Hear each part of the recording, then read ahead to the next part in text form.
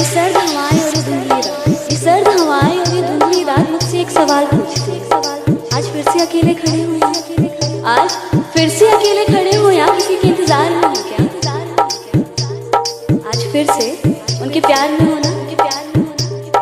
तुम्हें कितनी बार तो यहाँ बिलखते आंसुओं के साथ तुम्हारे टूटे हुए दिल को देखा है। तुम्हें कितनी बार तो यहाँ बिलखते आंसुओं के साथ तुम्हारे टूटे हुए दिल को देखा है। थकते नहीं हो क्या? पीपुराज, पीपुराज, पीपुराज,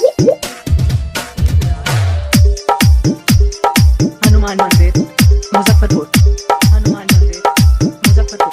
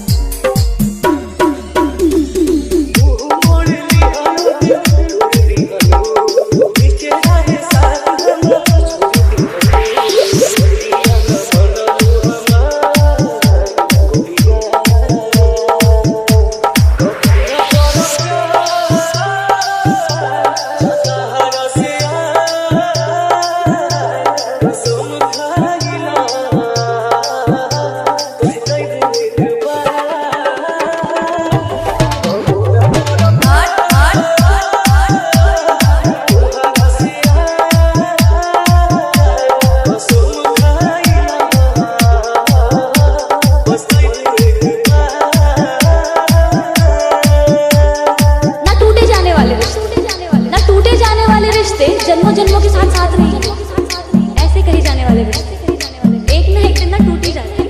पर फिर भी ना हम आखिरी उम्मीद करना नहीं छोड़ते। पर फिर भी ना हम अपने दिल से उसे कभी भुला नहीं पाते। वो आशिक भी ना कितना